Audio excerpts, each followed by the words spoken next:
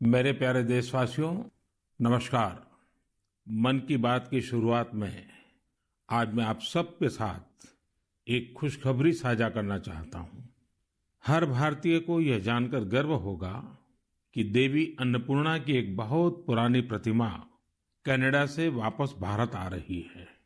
यह प्रतिमा लगभग 100 साल पहले 1913 के करीब वाराणसी के एक मंदिर से चुराकर देश से बाहर भेज दी गई थी।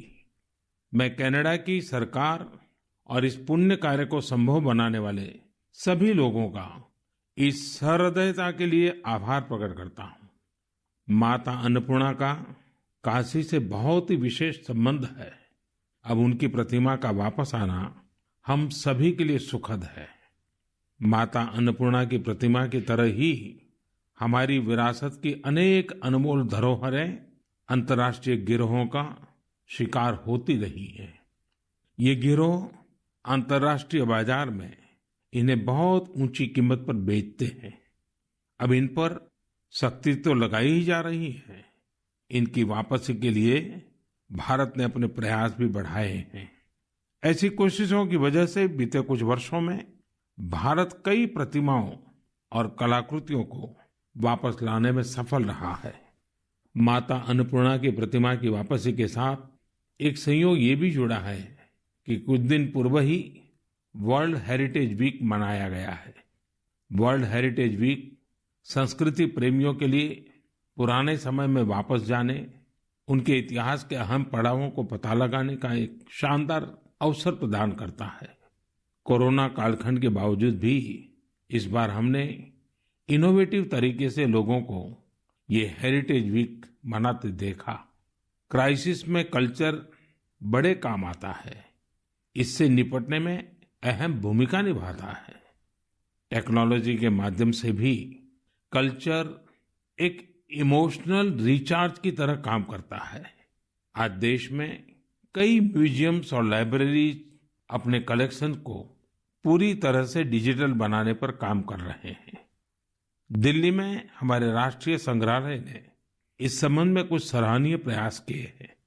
राष्ट्रीय संग्रहालय द्वारा करीब 10 वर्चुअल गैलरीज इंट्रोड्यूस करने की दिशा में काम चल रहा है ना मजेदार। अब आप घर बैठे दिल्ली के नेशनल म्यूजियम गैलरीज का टूर कर पाएंगे, जहां एक और सांस्कृतिक धरोहरों को टेक्नोलॉजी के माध्यम से अधिक लोगों तक पहुंचाना अहम है। वहीं इन धरोहरों के संरक्षण के लिए टेक्नोलॉजी का उपयोग भी महत्वपूर्ण है। हाल ही में एक इंटरेस्टिंग प्रोजेक्ट के बारे में पढ़ रहा था। नॉर्वे के उत्तर में स्वालबार्ड नाम का एक द्वीप है। इस द्वीप में एक प्रोजेक्ट आर्कटिक वर्ल्ड आर्काइव बनाया गया है। इस आर्काइव में बहुमूल्य हेरिटेज डेटा को इस तरह से रखा गया है कि किसी भी प्रकार के प्राकृतिक या मानव निर्मित आपदाओं से प्रभावित न हो सके। अभी हाल ही में यह भी जानकारी आई है कि अजंता गुफाओं की धरोहर को भी डिजिटाइज करके इस प्रोजेक्ट में संजोया जा रहा है।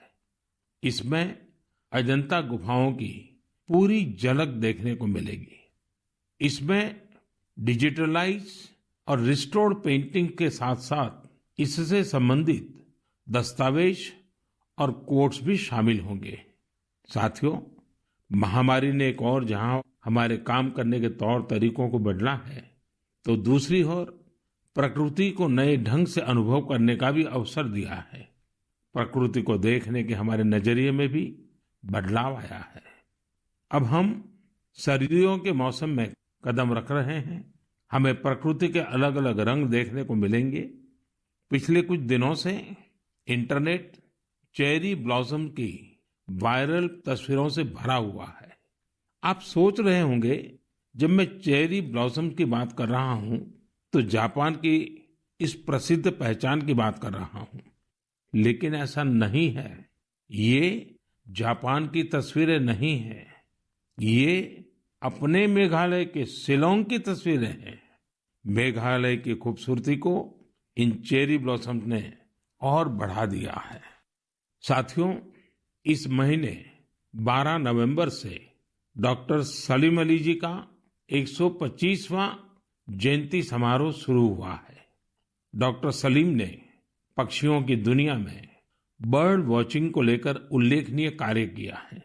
दुनिया के बर्ड वॉचर्स को भारत के प्रति आकर्षित भी किया है। मैं हमेशा से बर्ड वॉचिंग के शौकीन लोगों का प्रशंसक रहा हूं। बहुत धैर्य के साथ वो घंटों तक सुबह से शाम तक बर्ड वॉचिंग कर सकते हैं, प्रकृति के अनूठे नजारों का लुत्फ उठा सकते हैं और अपने ज्ञान को हम लोगों तक भी पहुंचाते रहते हैं। भारत में भी बहुत सी बर्ड वॉचिंग सोसाइटी सक्रिय है। आप भी जरूर इस विषय के साथ जुड़िए। मेरी भागदौड़ की जिंदगी में मुझे भी पिछले दिनों केवड़िया में पक्षियों के साथ समय बिताने का बहुत ही यादगार अवसर मिला। पक्षियों के साथ बिताया हुआ समय आपको प्रकृति से भी जोड़ेगा और पर्यावरण के लिए भी प्रेरणा देगा। मेरे प्यारे देशवासियों, भारत की संस्कृति और शास्त्र हमेशा से ही पूरी दुनिया के लिए आकर्षण के केंद्र रहे हैं।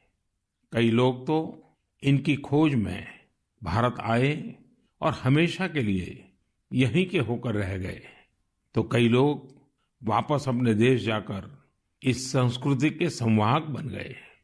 मुझे जॉनस मसेट्टी के काम के बारे में जानने का मौका मिला, जिन्हें विश्वनाथ के नाम से भी जाना जाता है।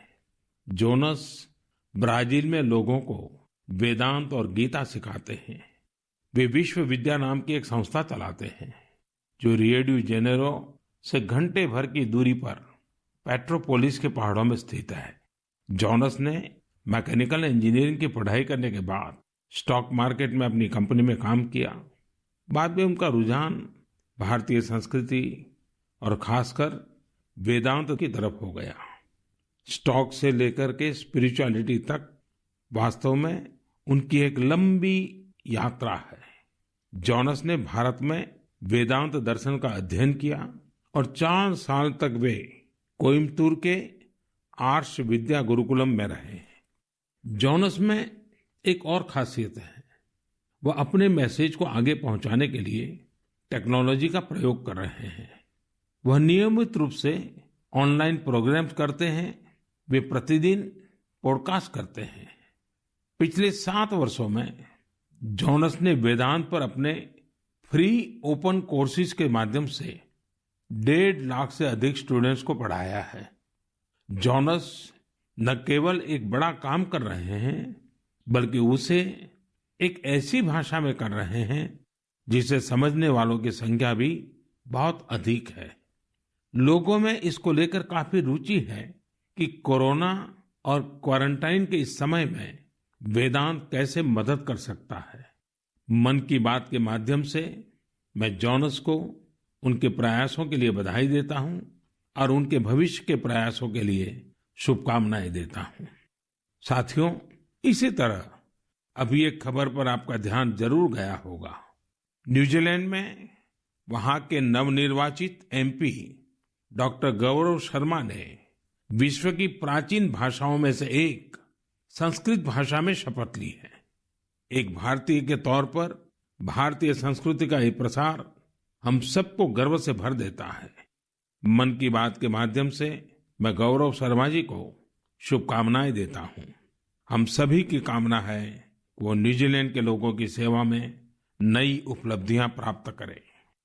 मेरे प्यारे देशवासियों, कल 30 नवंबर को हम श्री गुरु नानक देव जी का 551वां प्रकाश पर्व मनाएंगे।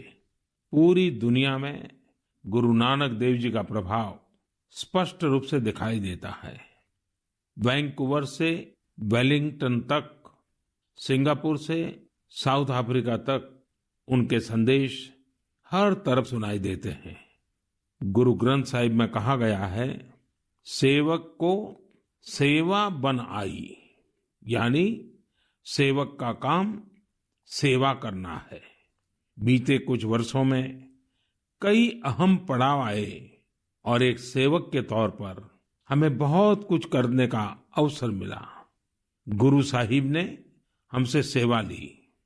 गुरु नानक देव जी का ही 550वां प्रकाश पर्व, श्री गुरु गोविंद सिंह जी का 350वां प्रकाश पर्व, अगले वर्ष श्री गुरु तेग बहादुर जी का 400वां प्रकाश पर्व भी है। मुझे महसूस होता है कि गुरु साहब की मुझ पर विशेष कृपा रही, जो उन्होंने मुझे हमेशा अपने कार्यों में बहुत करीब से जोड़ा है। साथियों, क्या आप जानते हैं कि कच्छ में एक गुरुद्वारा है, लखपत गुरुद्वारा साहब। श्री गुरु नानक जी अपनी उदासी के दौरान लखपत गुरुद्वारा साहिब में रुके थे।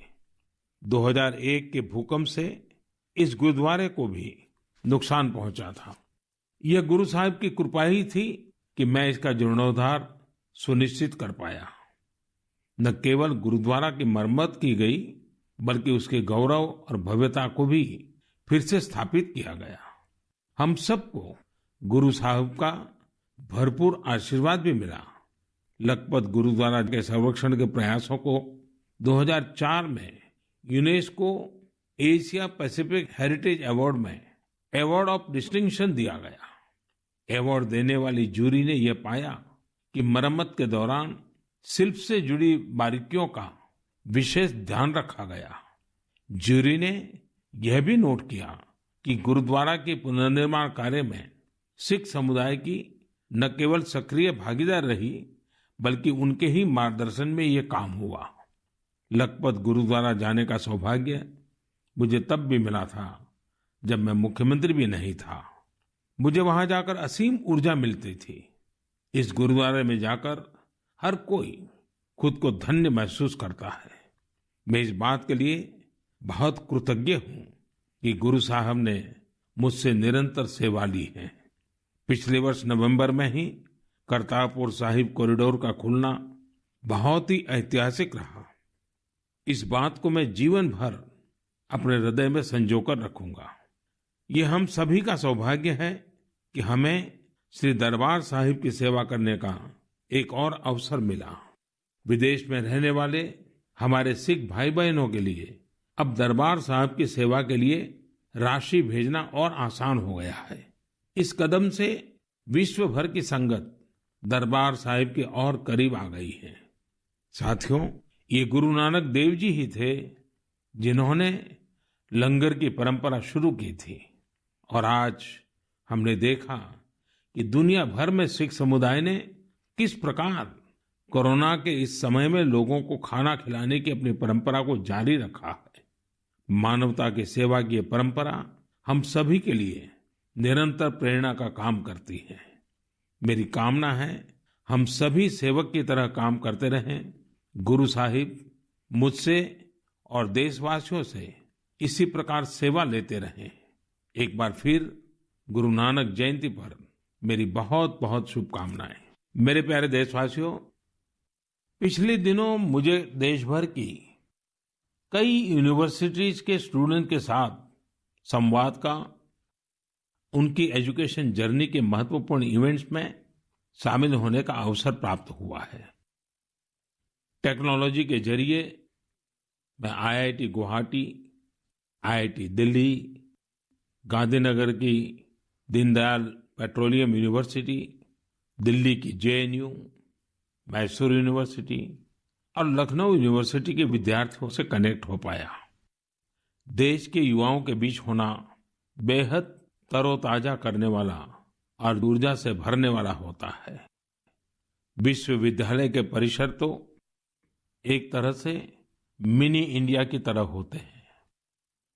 एक तरह जहां इन कैंपस में भारत की विविधता के दर्शन होते हैं, वहीं दूसरी तरफ वहां न्यू इंडिया के लिए बड़े बड़े बदलाव का पैशन भी दिखाई देता है।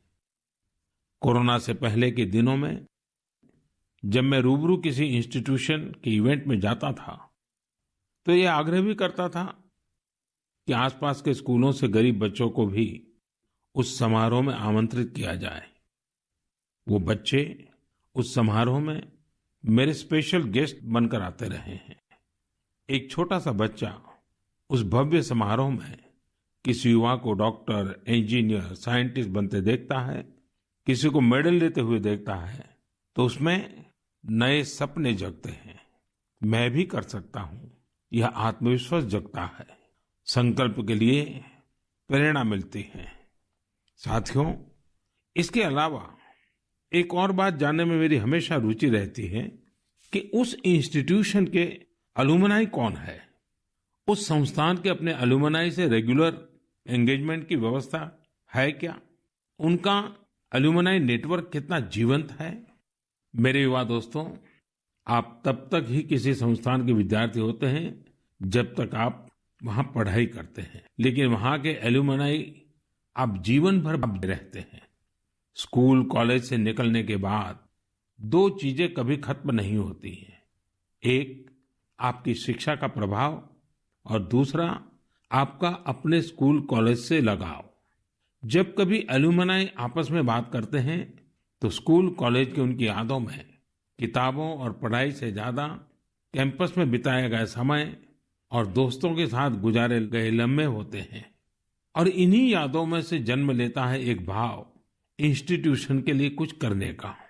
जहां आपके व्यक्तित्व का विकास हुआ है, वहां के विकास के लिए आप कुछ करें। इससे बड़ी खुशी और क्या हो सकती है? मैंने कुछ ऐसे प्रयासों के बारे में पढ़ा है जहां पूर्व विद्यार्थियों ने अपने पुराने संस्थानों को बढ़ चढ़ करके दिया है। आजकल अलुमनाई इसको लेकर बहुत सक्रिय है। आईआईटियंस ने अपने संस्थानों को conference centres, management centres, incubation centres जैसी कई अलग अलग व्यवस्थाएं खुद बनाकर दी हैं। ये सारे प्रयास वर्तमान विद्यार्थियों के लर्निंग एक्सपीरियंस को इम्प्रूव करते हैं। आईआईटी दिल्ली ने एक एंडाउमेंट फंड की शुरुआत की है, जो कि एक शानदार आइडिया है। विश्व की जानी मानी यूनिवर्सिटी में इस प्रकार के एंडाउमेंट्स बनाने का कल्चर रहा है, जो स्टूडेंट्स की मदद करता है। मुझे लगता है कि भारत के विश्वविद्यालय भी इस कल्चर को इंस्टीट्यूशनलाइज करने में सक्षम है। जब कुछ लौटाने की बात आती है तो कुछ भी बड़ा या छोटा नहीं होता है। छोटे से छोटी मदद भी मायने रखती है। हर प्रयास महत्वपूर्ण होता है। अक्सर पूर्व विद्यार्थी अपने संस्थानों के टेक्नोलॉजी अपग्रेडेशन में, बिल्डिंग के निर्माण में, अवार्ड्स और स्कॉलरशिप शुरू करने में, स्किल डेवलपमेंट के प्रोग्राम शुरू करने में बहुत महत्वपूर्ण भूमिका निभाते हैं। कुछ स्कूलों की ओल्ड स्टूडेंट एसोसिएशन ने मेंटरशिप प्रोग्राम शुरू किए हैं। इसमें वे अलग अलग बैच के विद्यार्थियों को गाइड करते हैं, साथ ही एजुकेशन प्रोस्पेक्ट पर चर्चा करते हैं। कई स्कूलों में, खासतौर से बोर्डिंग स्कूलों की एल्यूमनाई एसोसिएशन बहुत स्ट्रांग है, जो स्पोर्ट्स टूर्नामेंट और कम्युनिटी सर्विस जैसी गतिविधियों का आयोजन करते रहते हैं। मैं पूर्व विद्यार्थियों से आग्रह करना चाहूंगा कि उन्होंने जिन संस्था में पढ़ाई की है, वहां से अपनी बॉन्डिंग को और अधिक मजबूत करते रहें। चाहे वह स्कूल हो, कॉलेज हो या यूनिवर्सिटी। मेरा संस्थानों से भी आग्रह है कि एल्यूमनाई एंगेजमेंट के नए और इनोवेटिव तरीकों पर काम करें, क्रिएटिव प्लेटफॉर्म्स डेवलप करें, ताकि एल्यूमनाई की सक्रिय भागीदारी हो सके। बड़े कॉलेज और यूनिवर्सिटीज ही नहीं, हमारे गांवों के स्कूल्स का भी strong, vibrant, active alumni network हो। मेरे प्यारे देशवासियों, 5 दिसंबर को श्री अरबिंदो की पुण्यतिथि है। श्री अरबिंदो को हम जितना पढ़ते हैं, उतनी ही गहराई हमें मिलती जाती है। मेरे युवा साथी श्री अरबिंदो को जितना जानेंगे, उतना ही अपने आप को जानेंगे, खुद को समृद्ध करेंगे। जीवन की जिस भाव अवस्था में आप हैं, जिन संकल्पों को सिद्ध करने के लिए आप प्रयासरत हैं, उनके बीच आप हमेशा से ही श्री अरबिंदो को एक नई प्रेरणा देते पाएंगे, एक नया रास्ता दिखाते हुए पाएंगे। जैसे आज जब हम लोकल के लिए वोकल इस अभियान के साथ आगे बढ़ रहे हैं, तो श्री अरबिंदो का स्वदेशी का दर्शन हमें राह दिखाता है। बांग्ला में एक बड़ी ही प्रभावी कविता है, छोईशुतो पॉयमोन्तो आसे तुंग होते दिस्लाई काठी ताऊ आसे पोते प्रोदीप्ति जालिते खेते छूते जेते किछुते लोग नॉय शादीन। यानी हमारे यहाँ सुई और दिया सलाई तक विलायती जहाज से आते हैं। खाने पीने सोने किसी भी बात में लोग स्वतंत्र नहीं है। वो कहते भी थे स्वदेशी का अर्थ है कि हम अपने भारतीय कामगारों कारीगरों की बनाई हुई चीजों को प्राथमिकता दें। ऐसा भी नहीं कि श्री अरबिंदो ने विदेशों से कुछ सीखने का भी कभी विरोध किया हो। जहां जो नया है वहां से हम सीखें। जो हमारे देश में अच्छा हो सकता है उसका हम सहयोग और प्रोत्साहन करें। यही तो आत्मनिर्भर भारत अभियान में वोकल फॉर लोकल मंत्र की भी भावना है। खासकर स्वदेशी अपनाने को लेकर उन्होंने जो कुछ कहा वो आज हर देशवासी को पढ़ना चाहिए। साथियों, इसी तरह शिक्षा को लेकर भी श्री अरबिंदो के विचार बहुत स्पष्ट थे। वो शिक्षा को केवल किताबी ज्ञान, डिग्री और नौकरी तक की सीमित नहीं मानते थे। श्री अरबिंदो कहते थे हमारी राष्ट्रीय शिक्षा हमारी युवा पीढ़ी के दिल और दिमाग की ट्रेनिंग होनी चाहिए। यानी मस्तिष्क का वैज्ञानिक विकास हो और दिल में भारतीय भावनाएं भी हो। तभी एक युवा देश का और बेहतर नागरिक बन पाता है। श्री अरबिंदो ने राष्ट्रीय शिक्षा को लेकर जो बात तब कही थी, जो अपेक्षा की थी, आज देश उसे नई राष्ट्रीय शिक्षा नीति के जरिए पूरा कर रहा है। मेरे प्यारे देशवासियों, भारत में खेती और उससे जुड़ी चीजों के साथ नए आयाम जुड़ रहे हैं। बीते दिनों हुए कृषि सुधारों ने किसानों के लिए नई संभावनाओं के द्वार भी खोले हैं। बरसों से किसानों की जो मांग थी, जिन मांगों को पूरा करने के लिए किसी न किसी समय में हर राजनीतिक दल ने उनसे वायदा किया था, वो मांगे पूरी हुई है। काफी विचार विमर्श के बाद भारत की संसद ने कृषि सुधारों को कानूनी स्वरूप दिया। इन सुधारों से न सिर्फ किसानों के अनेक बंधन समाप्त हुए हैं, बल्कि उन्हें नए अधिकार भी मिले हैं, नए अवसर भी मिले हैं। इन अधिकारों ने बहुत ही कम समय में किसानों की परेशानियों को कम करना शुरू कर दिया है। महाराष्ट्र के धुले जिले के किसान जितेंद्र भोईजी ने नए कृषि कानूनों का इस्तेमाल कैसे किया, ये आपको भी जानना चाहिए। जितेंद्र भोईजी ने मक्के की खेती की थी और सही दामों के लिए उसे व्यापारियों को बेचना तय किया। फसल की कुल कीमत तय हुई करीब 3,32,000 रुपये। जितेंद्र भोई को 25,000 रुपये एडवांस भी मिल गए थे। तय ये हुआ था कि बाकी का पैसा उन्हें 15 दिन में चुका दिया जाएगा। लेकिन बाद में परिस्थितियां ऐसी बनी कि उन्हें बाकी का पेमेंट नहीं मिला। किसान से फसल खरीद लो, महीनों महीनों पेमेंट न करो। संभवतः मक्का खरीदने वाले बरसों से चली आ रही उसी परंपरा को निभा रहे थे। इसी तरह 4 महीने तक जितेंद्र जी का पेमेंट नहीं हुआ। इस स्थिति में उनकी मदद की सितंबर में जो पास हुए हैं, जो नए कृषि कानून बने हैं, वो उनके काम आए। इस कानून में ये तय किया गया है कि फसल खरीदने के 3 दिन में ही किसान को पूरा पेमेंट करना पड़ता है और अगर पेमेंट नहीं होता है तो किसान शिकायत दर्ज कर सकता है। कानून में एक और बहुत बड़ी बात है। इस कानून में ये प्रावधान किया गया है कि क्षेत्र के एसडीएम को 1 महीने के भीतर ही किसान की शिकायत का निपटारा करना होगा। अब जब ऐसे कानून की ताकत हमारे किसान भाई के पास थी तो उनकी समस्या का समाधान तो होना ही था। उन्होंने शिकायत की और चंद ही दिन में उनका बकाया चुका दिया गया। यानी कि कानून की सही और पूरी जानकारी ही जितेंद्र जी की ताकत बनी।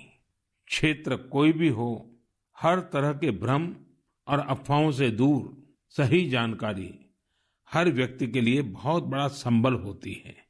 किसानों में जागरूकता बढ़ाने का ऐसा ही एक काम कर रहे हैं राजस्थान के बारां जिले में रहने वाले मोहम्मद असलम जी। ये किसान उत्पादक संघ के सीईओ भी हैं। जी हाँ, आपने सही सुना, किसान उत्पादक संघ के सीईओ। उम्मीद है बड़ी बड़ी कंपनियों के सीईओज को ये सुनकर अच्छा लगेगा कि अब देश के दूर दराज वाले इलाकों में काम कर रहे किसान संगठनों में भी सीईओज होने लगे हैं। तो साथियों, मोहम्मद असलम जी ने अपने क्षेत्र के अनेकों किसानों को मिलाकर एक व्हाट्सएप ग्रुप बना लिया है। इस ग्रुप पर वो हर रोज आसपास की मंडियों में क्या भाव चल रहा है इसकी जानकारी किसानों को देते हैं। खुद उनका एफपीओ भी किसानों से फसल खरीदता है, इसलिए उनके इस प्रयास से किसानों को निर्णय लेने में मदद मिलती है। साथियों, जागरूकता है तो जीवंतता है। अपनी जागरूकता से हजारों लोगों का जीवन प्रभावित करने वाले एक कृषि उद्यमी श्री वीरेंद्र यादव जी हैं। वीरेंद्र यादव जी कभी ऑस्ट्रेलिया में रहा करते थे। 2 साल पहले ही वो भारत आए और अब हरियाणा के कैथल में रहते हैं।